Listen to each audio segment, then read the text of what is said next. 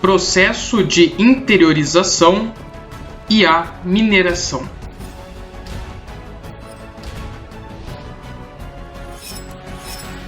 Olá pessoal, tudo bem com vocês? Espero que sim novamente. Estamos aqui para a nossa quarta aula sobre o conteúdo de História do Brasil, agora dando sequência ao que nós vimos na última aula, que foi as invasões estrangeiras, principalmente a invasão holandesa, a segunda invasão holandesa. Vamos ver agora o processo de interiorização, como que essa questão da invasão holandesa se relaciona com esse processo e, por sua vez, como que o processo de interiorização se relaciona com o processo de mineração. Só relembrando, a gente comentou na última aula sobre a União das Coroas Ibéricas, que foi o momento em que as coroas de Portugal e Espanha estiveram durante um período aí de 60 anos unificada, que vai de 1580 a 1640. Falamos também do fim da parceria portuguesa com a Holanda, lembrando que os portugueses tinham uma parceria com a Holanda na questão do refino do açúcar, ou seja, os portugueses produziam um açúcar mascavo e eram os holandeses que refinavam esse açúcar e distribuíam ele para o resto do mundo. Entretanto, no momento da União das Coroas Ibéricas, quando os inimigos da Espanha tornam-se os inimigos de Portugal, existe o fim desta parceria portuguesa com a Holanda. Isso vai motivar as invasões holandesas, porque a Holanda vem atrás de açúcar brasileiro para poder fazer o refino, distribuir e continuar lucrando. Depois das invasões holandesas, quando os holandeses são expulsos do território brasileiro, eles vão plantar açúcar lá nas Antilhas. E aí eles começam a dominar o mercado mundial de produção de açúcar. Isso porque agora eles não só refinam o açúcar, como eles também sabem plantar e produzir o açúcar. Portanto, eles dominam todas as etapas de produção do produto, o que acaba barateando a sua fabricação. Isso faz com que eles assumam controle do comércio mundial de açúcar. Isso vai gerar no Brasil e em Portugal a chamada crise do açúcar e também a crise do comércio de escravos. Por quê? Porque agora os holandeses estão desviando os escravos que viriam para o Brasil para as Antilhas, onde eles estão plantando açúcar. Então isso é importante para entender essa necessidade diante dessa crise de se buscar alternativas. E como que você faz isso? Você busca essa alternativa interiorizando o território. E, além disso, acaba também evitando o avanço dos espanhóis. Lembrando que, como está na imagem aí, o Tratado de Tordesilhas, que é essa linha pontilhada, dividia até então os territórios pertencentes a Portugal e a Espanha. Dentro desse processo de interiorização vão surgir as bandeiras, que eram expedições financiadas com capital privado, ou seja, não era a coroa portuguesa que botava dinheiro nessas expedições, eram expedições financiadas com dinheiro de grandes proprietários de terra, de grandes latifundiários. Então essas expedições, chamadas bandeiras, e vem daí o nome bandeirantes, que eram os membros, as pessoas que participavam dessas expedições, tinham como principal objetivo buscar índios para aprisionamento, negros fugitivos nos quilombos e metais preciosos, que também é uma forma de riqueza, como o ouro e a prata. Então aí entra uma questão importante para entender o que foi as bandeiras e entender o que foi os bandeirantes, porque muitas vezes a gente cai no erro e na tentação de interpretá-los como sendo heróis. Isso foi uma construção narrativa que permeou aí muitas gerações, que fabricou a imagem do bandeirante como essa que está na imagem aí para vocês verem, nesse quadro do Benedito Calixto do início do século XX, que é o chapéu, a pompa, a barba, a roupa, o armamento, a elegância, né? Mas na verdade tudo isso é uma imagem fabricada porque os bandeirantes foram romantizados e idealizados. eles não se vestiam dessa forma, eles não tinham esse comportamento. Pelo contrário, eles eram muito mais parecidos com os indígenas do que a gente imagina. Por quê? Porque se eles vão adentrar a floresta, se eles vão adentrar a mata, eles não podem usar arma de fogo para matar a refeição, porque senão eles acabam espantando a refeição. Então eles usavam arco e flecha. Não pode entrar com botina, que nem tá na imagem do quadro aí, porque senão você ia deixar rastros de onde você passou. Tinha que entrar descalço muitas vezes. A roupa também, a camuflagem, tudo isso são técnicas e conhecimentos indígenas que os bandeirantes vão se apropriar para poder estar adentrando esse território que era muito bem conhecido pelos nativos, pelos indígenas, e estar podendo realizar os seus objetivos, que é conquistar esses indígenas para o aprisionamento, para virar escravo, também capturar negros que tinham fugido dos quilombos e estar, claro, indo atrás de metais preciosos. Então, utilizavam técnicas, conhecimentos indígenas como arco, flecha, camuflagem. Isso é importante destacar para a gente fugir e desvincular aquela imagem do bandeirante como herói. Por quê? Porque o bandeirante ele está no monumento, o bandeirante está no nome do palácio, o bandeirante está na emissora de televisão, o bandeirante está na rodovia. Então tem uma série de menções à figura dos bandeirantes que fazem com que a gente imagine que eles realmente foram heróis. Porém, não é essa a questão. Marechal Rondon, que é uma avenida, uma rodovia que passa por Bauru, foi um bandeirante. Fernão Dias foi um bandeirante. Então, quer dizer, nomes de figuras que hoje são rodovias, palácios ou monumentos e que buscam sempre estar exaltando a figura dessas pessoas, que na realidade não são heróis. Na realidade foram pessoas que capturaram índios para transformar em escravos, capturaram escravos fugitivos, estavam unicamente preocupados na obtenção dessas coisas e no ouro e na prata. Nunca com o ideário de estar avançando para construir um Brasil maior, para conquistar novos territórios. Essa visão aí foi cunhada depois, foi fabricada depois. Então a gente tem a imagem aí do Monumento às Bandeiras, realizado no 4º centenário da cidade de São Paulo, em 1954, está localizado no Parque do Ibirapuera, que foi inaugurado também no 4º centenário e que, mais claro do que nunca, exalta a figura do bandeirante paulista. Então a gente tem que tomar cuidado com essa exaltação da figura do bandeirante e não entender a figura do bandeirante como herói. Essa imagem do bandeirante como herói foi uma imagem fabricada ao longo do tempo. Para a gente ter uma noção um pouco maior disso, na medida do possível, tem a indicação desse filme que chama A Missão, de 1986. É um filme muito interessante, que conta a história de um padre jesuíta que foi enviado às terras guaranis, lá na América do Sul. A gente vai falar nos próximos slides melhor sobre isso, mas é a terra dos 7 povos das missões e vai mostrar justamente as missões jesuíticas nesse território. Também ele debate a questão dos bandeirantes e dos mercadores de escravos. E aí vai mostrar muito claro como que funcionava o trabalho dos bandeirantes na questão da captura de índios para o aprisionamento. O contexto, a gente vai falar já, é o Tratado de Madrid e a redefinição das fronteiras, e também as chamadas guerras guaraníticas.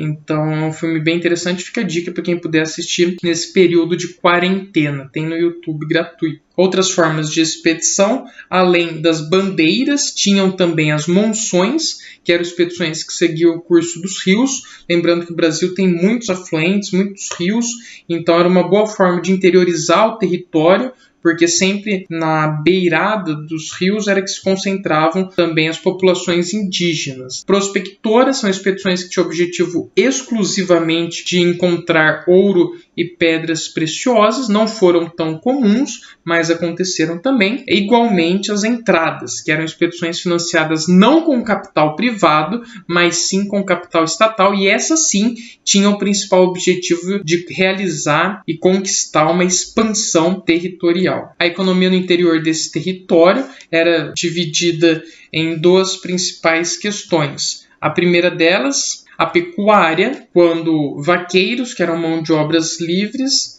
que trabalhavam na criação de gado. No sertão nordestino, o gado era chamado gado de quintal, porque ficava confinado em pequenas áreas de terra. Já no sul era chamado de gado missioneiro. Missioneiro vem de missionário, missionário eram os jesuítas. Então, o gado do sul, que vai dar origem à carne charque, que é o principal produto do sul, né, do Rio Grande do Sul, é a charque, que é a carne salgada, era produzido em grande parte pelos missionários jesuítas. E lá vai ter a figura do escravo saladeiro. O escravo saladeiro era o escravo que salgava a carne. Isso dava um problema, porque muitos desses escravos acabaram ficando cegos. Porque imagina você tá aí num grande espaço, o sal, reflexo do sol no sal, que é branco, muitas vezes fazia com que os escravos ficassem cegos. Em outros casos, muito frequentemente, por conta de sempre estar manuseando sal, que resseca e desidrata a pele, no fenômeno da osmose, como vocês sabem na química, né? Interdisciplinar, que a Unesp gosta, acabava que tendo cortes e amputações nos dedos e na mão. Então isso é uma questão dos escravos saladeiros. Detalhe do detalhe que vai que o vestibular cobra. Drogas do sertão era outra forma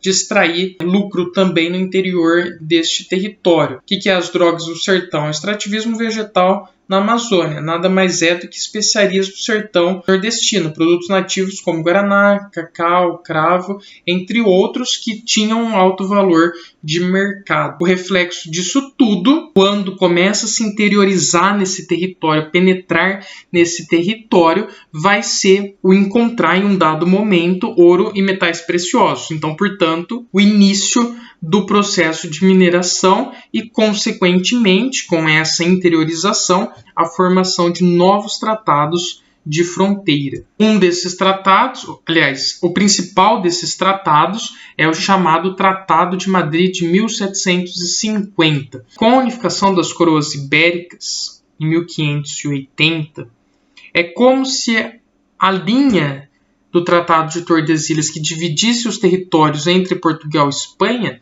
desaparecesse. Isso permitiu com que as pessoas acabassem adentrando mais facilmente esse território. Acontece que lá em 1640, quando se retomou a separação das duas coroas, Portugal e Espanha falaram: "E aí, como que fica essa linha?"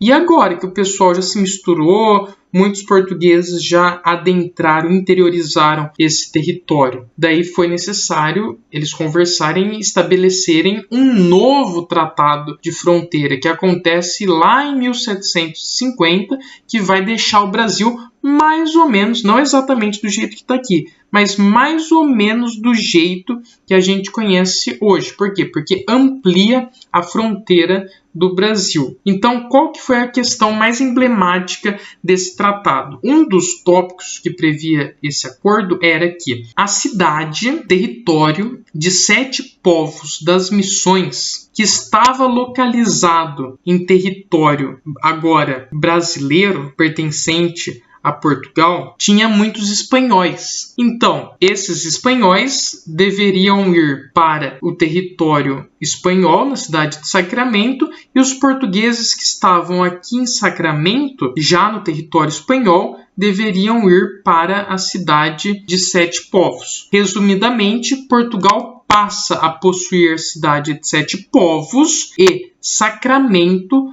e a Espanha passa a possuir a cidade de Sacramento. Essa que é a questão. Então, 7 povos, até então de posse espanhola, passa a pertencer a Portugal. Sacramento, até então de posse portuguesa, passa a pertencer à Espanha. Eu sei que essa parte é bem confusa, mas é só ler o segundo tópico aí e ficar pensando um pouquinho que isso se resolve. Só que qual que foi a problemática maior disso? A problemática é que lá em 7 povos das Missões tinham muitos jesuítas. E os jesuítas não aceitaram ceder o seu território, que é 7 povos, para Portugal, Por quê? Portugal escravizava os indígenas. Já a Espanha escravizava também, mas em menor quantidade. Então os jesuítas, que eram contrários, absolutamente contrários à escravidão indígena, não aceitam ceder o seu território, 7 povos das missões, para a posse de Portugal, e vão pedir a anulação desse tratado. Então os jesuítas mais os indígenas pedem a anulação desse tratado. Só que é claro que Portugal e Espanha não vão dar o braço a torcer e vão manter esse tratado. A partir de então, existem as chamadas guerras guaraníticas, o enfrentamento entre os povos indígenas mais os jesuítas da região de 7 povos das missões versus contra os portugueses, que estavam fazendo de tudo para expulsar eles deste território. Sobre o filme que eu indiquei, A Missão, é interessante porque ele vai relatar exatamente esse momento das guerras guaraníticas, que foi esse enfrentamento dessas populações indígenas com o apoio dos jesuítas contra Portugal. Então, é claro que o filme ele dá uma romantizada na figura dos jesuítas, porque o personagem principal é jesuíta, enfim. Mas é interessante perceber que, nesse caso, os jesuítas permaneceram ao lado dos indígenas. Outros tratados, Tratado de Santo Ildefonso e o Tratado de Badajoz, ambos de forma resumida, sem ficar quebrando a cabeça para tentar entender, ratificam, revalidam o Tratado de Madrid, ou seja, confirmam tudo o que está escrito no Tratado de Madrid. Ou seja, o Tratado de Madrid, de fato, passa a valer. Nesse caso, quem vence as guerras guaraníticas? Os portugueses, que acabam por dizimar as populações indígenas desse território, um massacre generalizado, como o filme inclusive mostra. Os jesuítas são expulsos do Brasil em 1759 por ordem do Marquês de Pombal, que a gente vai estudar também brevemente. Processo de mineração. Contexto histórico disso acontece no século XVIII. É importante destacar que no Brasil o processo de mineração se deu de maneira tardia, isso porque na América Espanhola, quando os espanhóis chegaram lá, eles já encontraram já num primeiro momento ouro e metais preciosos, e no Brasil isso só vai acontecer agora lá em 1700 e alguma coisa no século XVIII. E também não foi só em Minas Gerais, outros estados também vivenciaram, claro que em menor quantidade, esse processo de mineração, como Mato Grosso, Goiás e a Bahia. Quando se descobre ouro nas terras de Minas Gerais, existe, claro, um grande afluxo de pessoas que vão vir de diversas localidades da colônia. Vamos supor que se descubra ouro na Unesp amanhã. Com certeza, quando você for pegar o Ouro Verde, o ônibus vai estar muito mais lotado do que ele já é naturalmente. Por quê? Muitas pessoas estão se direcionando agora para a Unesp atrás de ouro e de metais preciosos. Então é importante destacar que quando se descobre ouro em Minas Gerais, isso gera um grande afluxo de pessoas que vêm de diversas localidades da colônia. Tanto vai gerar um afluxo de pessoas que vai ser necessária a criação de uma administração especial para cuidar dos assuntos dessa região aurífera. A questão da mineração vai promover uma integração econômica regional também e um deslocamento do eixo econômico, que antes estava centralizado no Nordeste açucareiro e agora se desloca para o Sudeste minerador. Então existe um deslocamento do eixo econômico nacional do Nordeste para o Sudeste neste momento. Importante destacar que a sociedade era urbanizada, o que mostra também uma maior estratificação social. Estratificação vem de extrato. Extrato lembra aquele negócio da beliche lá, que são vários estratos. Então, estratificação social é que é uma sociedade que está dividida em vários estratos, né, em várias camadas, sendo que sempre as mais poderosas, mais ricas e mais influentes estão em cima e pisam na cabeça daquelas que estão mais embaixo. E na base de tudo está os escravos, a mão de obra escrava negra africana. Observação: o ouro enriqueceu indiretamente a Inglaterra, isso porque Portugal e Inglaterra tinham um tratado que é chamado Tratado de Methuen, criado em 1703, também conhecido como Tratado dos Panos e Vinhos, e que consistia em que Portugal, ultra dependente dos produtos ingleses, enviaria para a Inglaterra todo o metal que ele possuísse e, em contrapartida, a Inglaterra devolveria em produtos manufaturados. Na verdade, isso era uma forma de Portugal estar aos poucos pagando a dívida gigantesca que possuía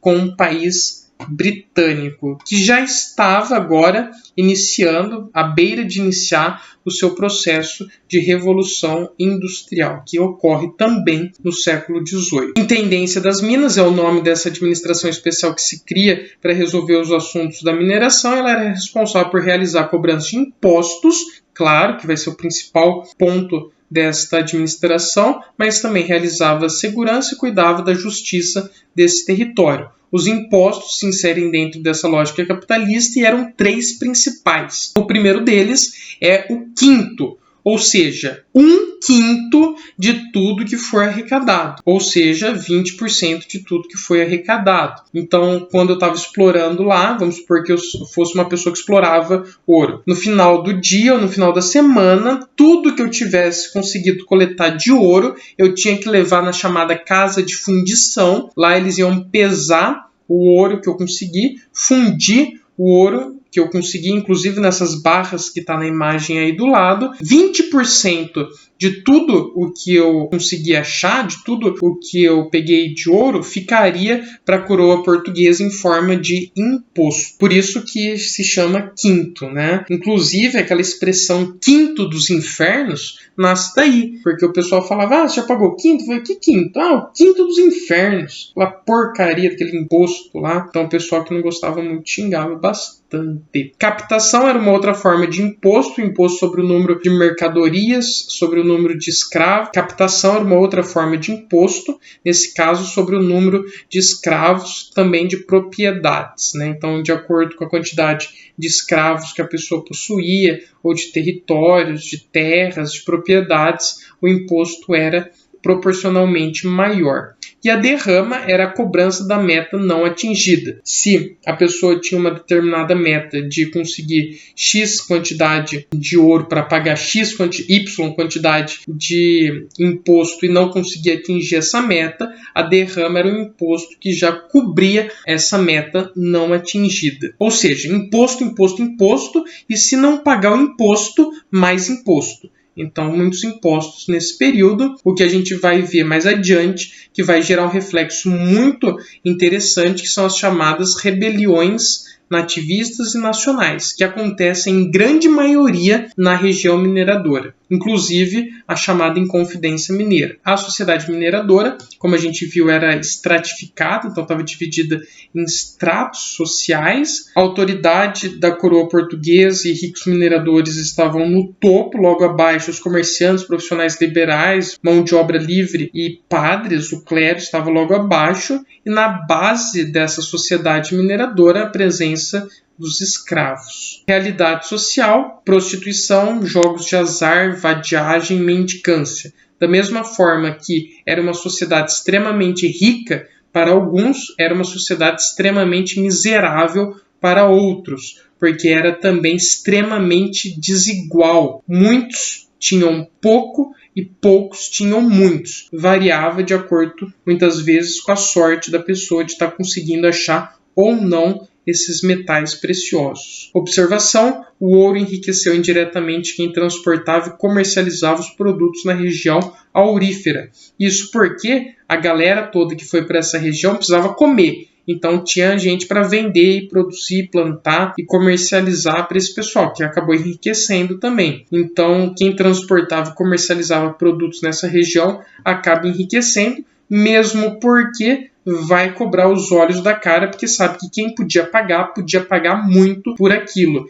Então isso vai gerar uma grande inflação nessa região por conta do alto poder monetário, ou seja, da grande quantidade de grana que muitas pessoas, não muitas pessoas, mas que algumas pessoas, os mais poderosos, possuíam nessa região, nessa sociedade mineradora. Dentro dessas questões, vocês têm a história da arte, mas é importante destacar brevemente também o que foi a arte barroca, que foi o barroco no Brasil, que não está só na arte, está na literatura, na arquitetura, mas que esteve presente no Brasil no século XVIII é considerada a primeira corrente artística no Brasil, foi o Barroco. É importante destacar o nome de Antônio Francisco Lisboa, que a gente conhece muito mais como Aleijadinho, responsável por esculturas em pedra-sabão, que é típico dessa região, das mais belas do mundo, inclusive patrimônios culturais do Brasil, as obras e as esculturas de Aleijadinho. E as obras do Barroco, é importante destacar também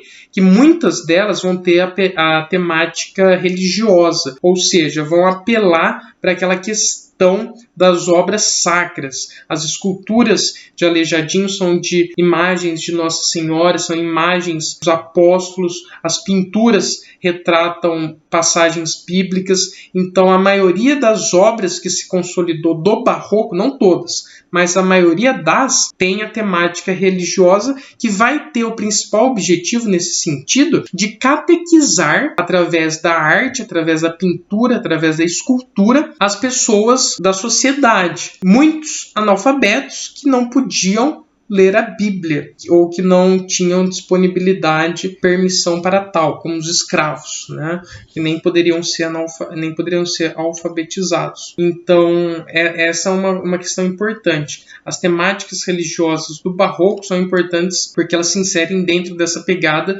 de procurar catequizar. Quando você vai lá e pinta na parede da igreja o que foi a via sacra de Cristo, ou quando você retrata uma passagem bíblica, você de certo modo está exemplificando de forma didática, clara, materializando um exemplo para que a pessoa pudesse entender de maneira mais fácil. E na grande maioria dessas pinturas está presente o chamado dualismo, que é aquela oposição entre bom e mal, céu e inferno, né? The good place, the bad place. Esse dualismo, né? Tanto nas artes como na literatura também, que vai apresentar uma linguagem rebuscada. A arquitetura também vai ter um pouco disso, porque muitos detalhes, muitos incrementos, né? Isso se reflete não só na arte, como na arquitetura e na literatura também. Serra Pelada e a degradação humana. Nessa perspectiva interdisciplinar, eu trago aí, para quem não conhece, o trabalho do fotógrafo Sebastião Salgado, que é, para mim e para muitos, o maior fotógrafo brasileiro, e ele vai relatar o que foi a exploração de ouro na Serra Pelada, que é uma região lá no Paraná, que na década de 80 encontraram muito ouro, e daí houve meio que um segundo processo de mineração no Brasil. Muitas pessoas, milhares de pessoas desesperadas atrás de riqueza, numa época que o Brasil estava saindo da ditadura amarguradamente em crise. Essas pessoas vão para lá acreditando que essa região é o Eldorado brasileiro, como se chamou,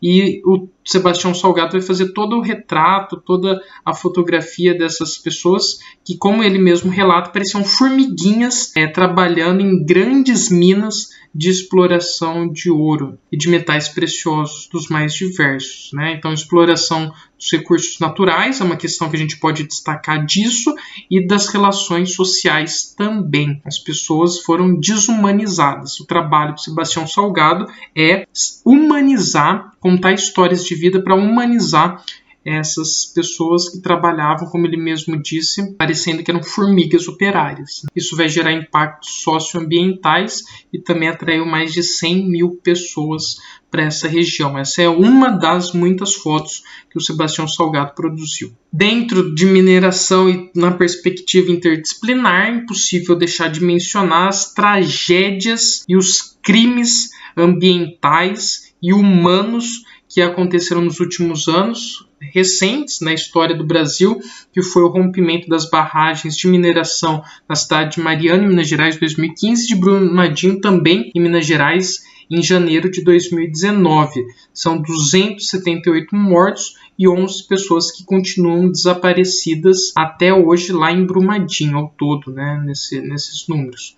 Isso revela o descaso e a incompetência, entre outros, inclusive poderes estaduais e federais, mas revela também o descaso e incompetência da mineradora Vale, preocupada não com o trabalhador, com a figura humana, com o meio ambiente, mas unicamente, como mostra essa charge aí, com os lucros. Então, destaque moderno que reforça a tragédia que foi e que é ainda hoje, que não pode ser esquecida, o que aconteceu em Mariana e também em Brumadinho. Bom, acho que são essas questões principais que eu gostaria de abordar com vocês nessa aula. É importante destacar que qualquer dúvida que vocês venham a ter, é importante entrar em contato para procurar esclarecer.